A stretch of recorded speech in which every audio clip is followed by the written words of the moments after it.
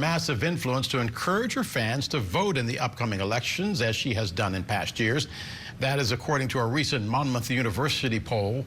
That same poll finding close to 1 in 5 Americans believe that she's part of a secret operation to get President Biden re-elected.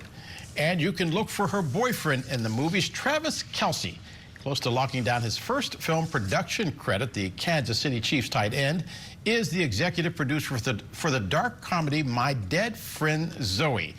It stars Morgan Freeman, Sonequa Martin Green, Ed Harris, and Natalie Morales. It will premiere at the South by Southwest Film Festival next month. It is also the first film to be indirectly financed by President Biden's Inflation Reduction Act. The investors taking advantage of renewable energy tax credits to fund the project. Stefano Da Fre is an actor. He is also the director and screenwriter of the film Stolen Dough. Okay, Stefano, I did not have Travis Kelce, Stolen Dough, and the Inflation Reduction Act on my bingo card. Explain how all of this comes about. Well, first of all, you need financing for films. Del, you know that. They're risky investments. Our film, Stolen Dough, got a grant and got an investment from the Russo Brothers that were famous in the Marvel Studio universe. Travis Kelce is winning all the time. Super Bowls, one of the greatest girlfriends of all time, and I think a legend in now film producing.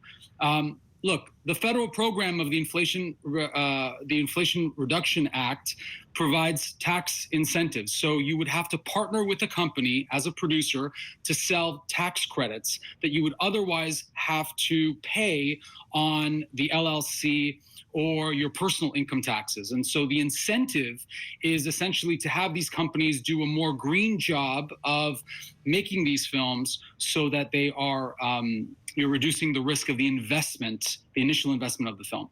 Stefano, you and I have something in common, which is that we have both worked the crowds of Cannes. And people don't understand what it is like to be a director or a producer at Cannes. They think you simply walk into a tent, someone shakes a hand and says, you know, I really like your movie, so let me write a check for you. It is block upon block, hotel room upon hotel room of people that are saying, who's in it? How much money can I make? And is this a big star today? Not a big star yesterday. I was sitting on the curb with Roddy McDowell, and people were basically kicking dirt in both of our faces, and then he became famous after that. Explain to me what a director goes through just to get financing. So look, I mean, you're bringing up a lot of great points. The fact is that there's a risk. It's not just all the tents and going to the different tents at the Cannes Film Festival that I attend every year. You know that there's a certain amount of money, whether it's $10 million, $15 million, or even $1 million, and the investors expect their money to be recouped. The magic of filmmaking can sometimes go away after the initial month or 2 months. Once you start getting in production, your investors want to make that money back. If you can find ways, if producers can find ways to incentivize individuals to get back that money, whether it be on their taxes, their tax returns, LLCs, or fiscal sponsors, that's ideal for you as a director. I spend a lot of time, probably half my time, instead of doing shot lists or shooting, is raising money, raising capital. And it's a lifelong project because you really have every investor is very different of what they're looking for, and they want to make sure that they can get that money back, and they also want to make sure that the money is in responsible hands of those producers. So Stefano, you know people are going to be wondering, we are $34 trillion in debt as a country. So why should my government money go towards funding your film? You know, I think films are going to get made either way. I mean, that's a very good point. Our fiscal imbalance, let's say, is going to be a big topic of debate in the 2024 election. Certainly something that the Republicans will definitely harp on and have already talked about in the House of Representatives. But I think that films are going to get made irrespective. The Democrats passed this federal law, put it into practice by President Biden about 1.5 years ago. And so we should use it. And if it means that we use less waste and we are more efficient with how we make films, and if we do them in a way that can use renewable energies, that's a good thing. ultimately, it's a good thing. We're going to end up making movies whether there is federal plans for it or not. I just want to say one quick example. In Europe, there's a lot of federal funding for films that European directors can take advantage of. You and I both know that we don't have that because we raise most of our money through private equity and a little bit through the National Endowment of the Arts and federal funds. So it's important for people to put into context that artists and filmmakers like us, we're still relying a lot on private money. And so we're going to make movies whether there's tax credits or not. Let's do it in a renewable way. That's Stefano, 30 seconds left, and I only have 30 seconds. They're already yelling at me. But Stolen Dough, what's your elevator pitch? Greatest lawsuit in food history. An inventor for stuffed crust pizza has his patent stolen by Pizza Hut after sending it to them twice. And I urge you to see it. StolenDough.com. Go on the website, and you can see it on Apple TV and Amazon Prime. And we can say you heard it here first. Stefano Da Fre. Stefano, thanks for being with us tonight. Thank you, sir. Thank you, Del. You're a legend. No, in my own mind. Up next, Caitlin Clark, now holding the top spot, will have reaction to her record-breaking night. Stay with us.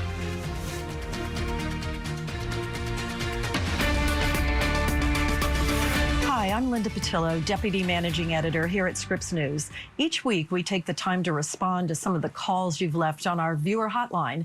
And with Valentine's Day celebrated earlier this week, your heartfelt messages about our programming have certainly struck a chord.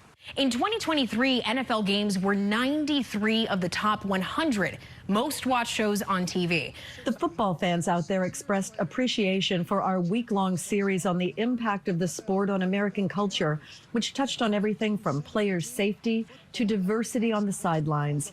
Our coverage culminated in an hour-long special on Super Bowl weekend. Oh, my goodness, I so enjoyed that America with Football with Lauren Magarino. Thank you again for such an awesome program.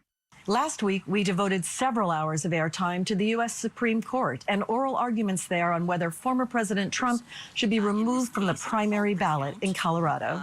On January 6th, qualified as an insurrection. With no cameras allowed in the courtroom, we listened to unfiltered audio from the justices, and many of you shared your gratitude. First of all, thank you for having this phone number that people can call in with their opinions about your news coverage. And secondly, thank you so much for carrying the Supreme Court hearing on the Trump Colorado ballot case. That is so important, and it makes me like you even more than I already do. You also called in with praise about our recent coverage of the war in Ukraine, with international correspondent Jason Bellini following up on the remarkable story he's reported on for nearly 2 years since the beginning of the war of a teenage Ukrainian orphan named Dennis.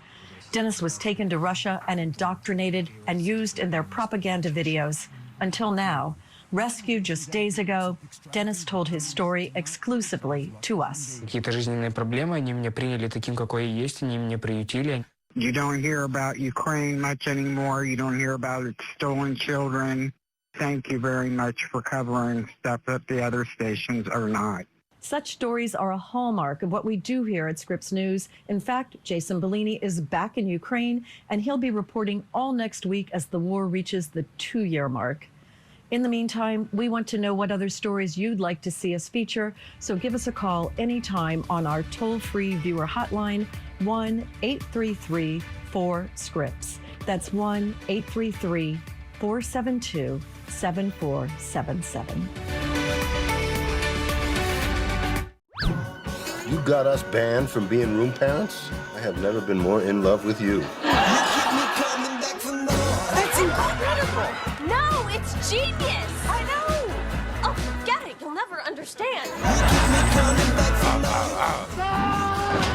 That's gotta hurt, huh? Alf, what are you doing here? I used to be a phenomenon. Now I'm reduced to a what are you doing here? You keep me coming back for more. At Scripps News, reporting your world from the middle matters. Since 1878, Scripps has been a shining light in the middle of the storm. Stories of survival and hope. In the middle of the action. You can see how treacherous the terrain is here. The middle of it all. This is a story that began long before. So when events unfold on every side, See it clearly from the middle. Scripps News. Find with an antenna or on your favorite streaming app. Why is America paying attention to the race? Because what happens in this town happens to your town too. Here on the steps of the U.S. Capitol after a The historic... decisions made in this house are felt in the heart of yours. Every night on the race, we take you to the people, the policies, and the political points of impact. We want to add some context around it tonight. The Race. Weeknights at 6/5 Central on Scripps News. Watch with an antenna or on your favorite streaming app. Jesse Palmer? So you do remember, and I know you haven't been watching. I know, but TV's expensive. Well, now you can watch me live sports and news free. No contracts or fees. But Jesse, how? Tableau. Pay once and watch happily ever after. And you can record too. That sounds like a dream. Tableau. Learn more at tableautv.com. It's not fantasy, it's reality. You budget. You pay bills. Yet somehow, women like you, like me, are 80% more likely than men to live in poverty in retirement. So here's what we're gonna do now. We're going to save ourselves by setting a goal to save 2% more of our income for our retirement. Why 2? 1% honors you. And 1% honors all womankind. So come on, learn more about the 2% challenge at WeSaySaveIt.org.